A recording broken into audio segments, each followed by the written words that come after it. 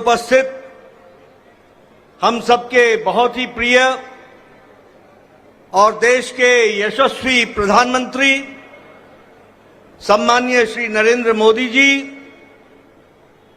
हमारे रक्षा मंत्री आदरणीय राजनाथ सिंह जी, हमारे गृह मंत्री श्री अमित भाई शाह जी और यहां उपस्थित इतनी बड़ी संख्या में इस विजय उत्सव में आए हुए हमारे सभी समर्थक, कार्यकर्ता बंधु,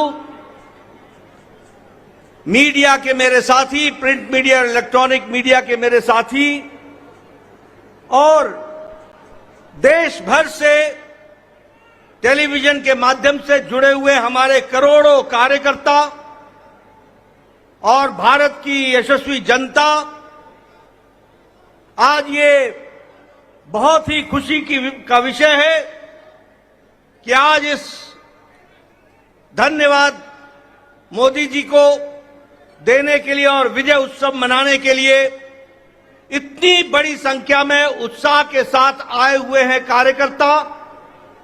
आप सब लोगों की तरफ से और भारतीय जनता पार्टी के लाखों कार्यकर्ताओं की ओर से सबसे पहले इस कार्यक्रम में मैं आदरणीय प्रधानमंत्री मोदी जी का हार्दिक अभिनंदन करता हूं, स्वागत करता हूं।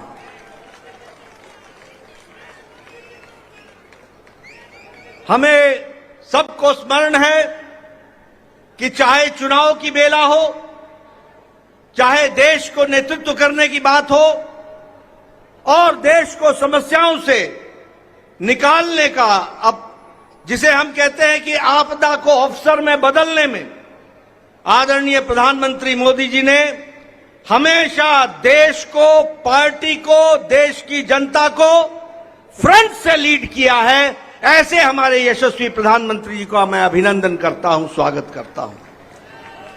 मैं आज सभी एनडीए के साथी दल और भारतीय जनता पार्टी के कार्यकर्ता, जिन्होंने अथक प्रयास के साथ पीछे कई महीनों से अथक प्रयास किया और एनडीए को जो जीत दिलाई है, उसके लिए मैं साथी दलों का और हमारे कार्यकर्ताओं का और साथी दलों के कार्यकर्ताओं का भी हार्दिक धन्यवाद देता हूं और उनका भी मैं अभिनंदन करता हूं।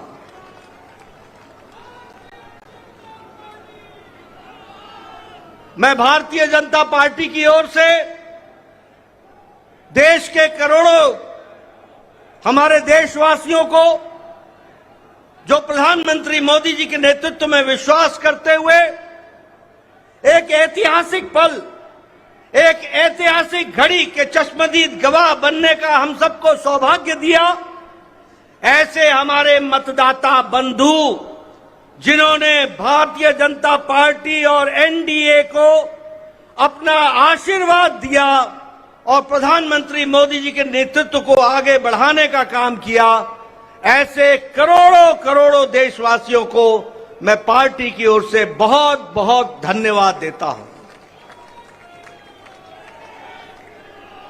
हम जानते हैं देश ने एक नई करवट राजनीति में ली और एक नया इतिहास रचा है 2014 के पश्चात। हम जानते हैं कि 2014 के बाद मोदी जी के नेतृत्व में एक मजबूत सरकार बनकर के आई, मजबूत सरकार, और हमने देखा कि इस मजबूत सरकार को 2019 में फिर से भारत की जनता का आशीर्वाद मिला और देश के चाहे कोई आपदा आई, चाहे समस्याएं आई, चाहे गरीबों के उत्थान के विषय थे, प्रधानमंत्री मोदी जी की नीतियों को फिर से 2024 में आशीर्वाद देते हुए इस ऐतिहासिक घड़ी को हम देख रहे हैं, जब प्रधानमंत्री मोदी जी तीसरी बार लगातार प्रधानमंत्री बन रहे हैं। इस बात को भी हमने देखा, ये भी इसके अभी हम साक्षी हैं। मित्रों,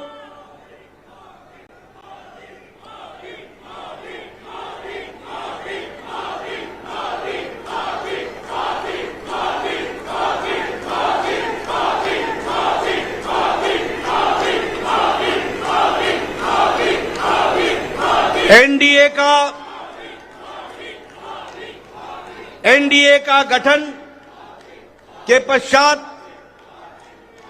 ये कोई भी गठबंधन पहली बार भारत के राजनीति में तीसरी बार लगातार प्रधानमंत्री मोदी जी के नेतृत्व में सरकार बनाने जा रही है। और हम सब लोग खुशनसीब हैं कि हम उस ऐतिहासिक घड़ी के पल के चश्मदीद गवाह भी होंगे और साथ ही साथ उस पल को हम सब लोगों को देखने का सौभाग्य मिल रहा है। मैं यहां ये भी बताना चाहता हूं कि जो लोग देश हित के लिए काम करते हैं उन्हें चुनौतियां भी आती हैं और उन चुनौतियों को बखूबी लड़ करके देश प्रथम, देश को आगे बढ़ाना है, देश को आगे ले जाना है, इस कार्य के लिए आगे बढ़ते हैं।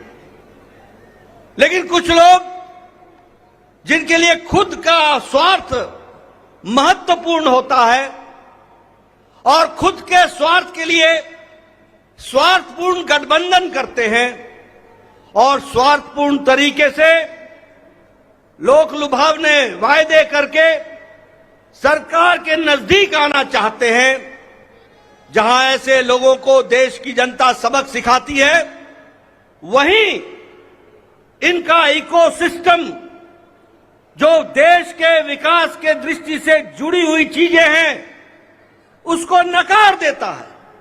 बड़े बड़े राजनीतिक घटनाओं को दुनिया के सामने, देश के सामने उसको गलत तरीके से रखने का प्रयास करता है। हम बंगाल में 3 सीटों से बढ़कर के 77 सीट हो जाती हैं, उसकी चर्चा नहीं होती, कह देते हैं हम हार गए, भूल जाते हैं कि हमारे मत प्रतिशत कितने गुना बढ़े।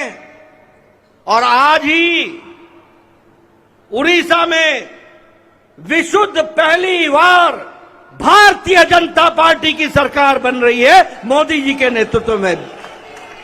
विशुद्ध भारतीय जनता पार्टी की सरकार मोदी जी के नेतृत्व में और उनके कुशल नेतृत्व के कारण वहां बन रही है। लेकिन कुछ लोग 30-40 सीटें जीत ले तो धूम मचाने लग जाते हैं और वो भूल जाते हैं कि देश किस तरीके से मोदी जी के साथ खड़ा है। इस बात को भी हमको ध्यान में रखना चाहिए। मैं आज के दिन प्रधानमंत्री जी को इस बात के लिए भी धन्यवाद देना चाहता हूं कि आपके नेतृत्व में नॉर्थ ईस्ट में हमने एक एक प्रदेश में अपना झंडा, एनडीए का झंडा गाड़ा। और आज मुझे खुशी होती है आपके साथ ये चर्चा करते हुए कि अरुणाचल प्रदेश में लगातार मोदी जी के नेतृत्व में तीसरी बार हमारी सरकार बन रही है, तीसरी बार सरकार बन रही है। उड़ीसा में हमने 80 सीटें जीती हैं, 40% हमारा मत प्रतिशत रहा है और उसी तरीके से लोकसभा में भी एक तरफा फैसला लोगों ने भारतीय जनता पार्टी और एनडीए के पक्ष में दिया है। मैं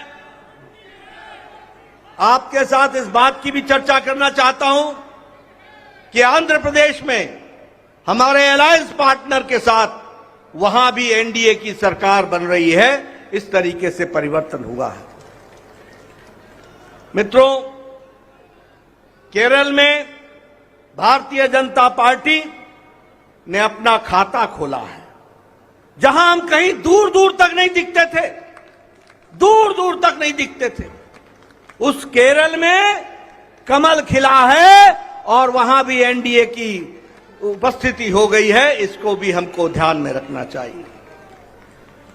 हमारे वोट शेयर बढ़े हैं, हमारे प्रदेशों में वोट का शेयर भी बढ़ा है और इसके साथ साथ मैं एक बात और कहना चाहता हूं। 2014 में यह बहुत ही ऐतिहासिक घटना घटी थी कि एक गरीब मां का बेटा भारत का प्रधानमंत्री बने थे और वो भारत की गुर्बत और भारत के अंदर रहने वाले गरीब लोगों की दुख उसको उन्होंने आत्मसात किया था। वो जानते थे गरीबी क्या है, वो जानते थे कि गरीबों का नेतृत्व करने की क्या आवश्यकता है, वह जानते थे कि देश को किस तरीके से आगे बढ़ाना है। और मुझे याद है कि 2014 में जब एनडीए की सरकार बनी तो आपने उस समय कहा था, मेरी सरकार गांव को, गरीब को, वंचित को, पीड़ित को, शोषित को, दलित को, महिला को, युवा को, किसान को समर्पित रहेगी और उनके विकास के लिए हम काम करेंगे। आज हम गौरव के साथ कह सकते हैं कि आज आयुष्मान भारत में 50 करोड़ लोगों को दुनिया का सबसे बड़ा हेल्थ कवरेज मिल रहा है और उनकी चिंता हुई है तो आदरणीय प्रधानमंत्री मोदी जी के नेतृत्व में हुई है। और आगे 30 में इस देश का कोई भी नागरिक जो 70 साल से ऊपर का होगा उसको भी आयुष्मान भारत का कार्यक्रम से जोड़ा जाएगा। इस बात को हमको ध्यान रखना। उसी तरीके से चाहे बहनों को गैस का चूल्हा पहुंचाना हो, गैस का सिलेंडर पहुंचाना हो, हर घर नल, हर घर जल, इसकी व्यवस्था करनी हो, हमारे भाइयों को, बहनों को बैंक से जोड़ना हो, ये सारे काम प्रधानमंत्री मोदी जी के नेतृत्व में हुई और गरीब की चिंता की गई, गरीब की चिंता की गई। मैं यहां यह भी कहना चाहूंगा कि जब प्रधानमंत्री जी ने 2014 में बागडोर संभाली थी तो भारत की अर्थव्यवस्था लड़खड़ा रही थी। भारत की अर्थव्यवस्था के साथ साथ बैंकिंग व्यवस्था ये बिल्कुल लड़खड़ाई हुई थी, एक तरीके से ढह गई थी।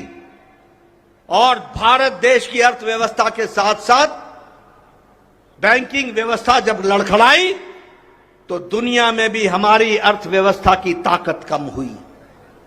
लेकिन प्रधानमंत्री मोदी जी के नेतृत्व में बैंकिंग व्यवस्था को मजबूती दी गई, अर्थव्यवस्था को मजबूती दी गई और बैंकिंग व्यवस्था के बारे में दुनिया ने भी सराहा कि आज भारत एक मजबूत बैंकिंग सिस्टम के साथ खड़ा है। और सबसे बड़ी बात यह है कि 2014 में हम 11वें नंबर की अर्थव्यवस्था थे, 11वें नंबर की।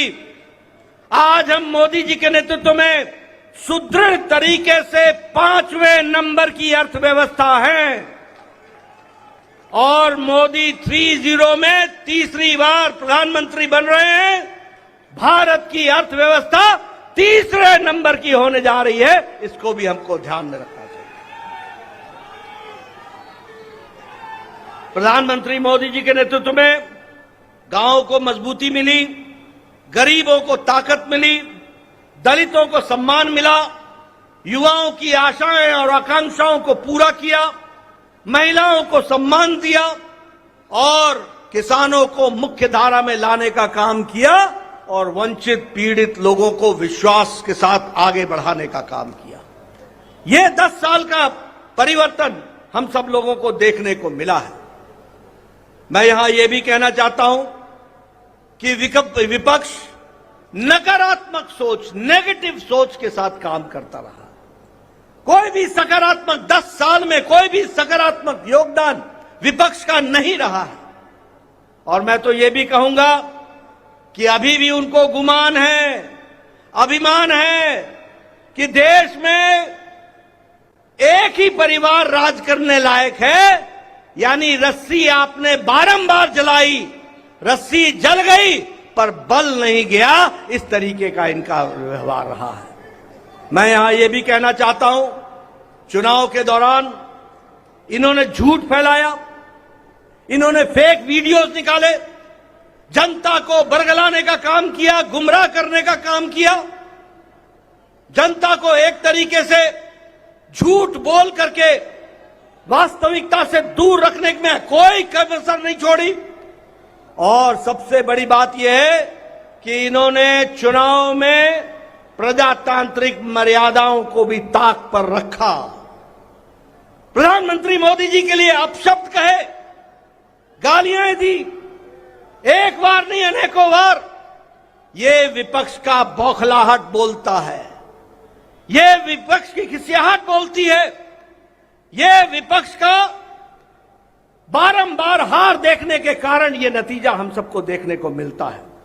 और ये अवसरवादी गठबंधन यह जिस तरीके से काम करता रहा है, लोगों ने इसको बारंबार खारिज किया है और 2024 में भी इनको खारिज किया, यह भी हम सबको मालूम है। ये तीसरी बार हार का सामना कर रहे हैं और उसके कारण ये बौखला गए।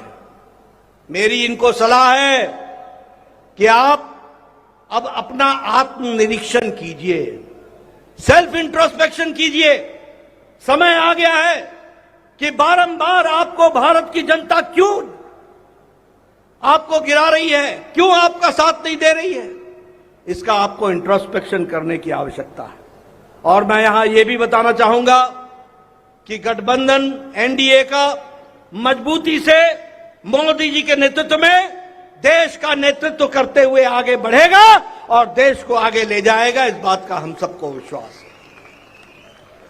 मैं यहां प्रधानमंत्री मोदी जी और आपके बीच में ज्यादा समय नहीं रहूंगा, लेकिन प्रधानमंत्री जी आपको मैं विश्वास दिलाना चाहता हूं कि एनडीए का एक एक कार्यकर्ता, हमारी पार्टी का एक एक कार्यकर्ता, जो आप हर पल, हर घड़ी, हर दिन, हर महीने, हर वर्ष पूरी ताकत के साथ देश की सेवा में जुटे हैं, मैं आपको विश्वास दिलाता हूं कि आपके नेतृत्व में एनडीए का एक एक कार्यकर्ता भारत को सामर्थ्यवान बनाने के लिए, सक्षम बनाने के लिए, आत्मनिर्भर बनाने के लिए, समृद्ध बनाने के लिए कोई कसर नहीं छोड़ेगा और आपके नेतृत्व में उसको हम सपना को पूरा करेंगे और हम विकसित भारत की ओर आगे बढ़ेंगे। मैं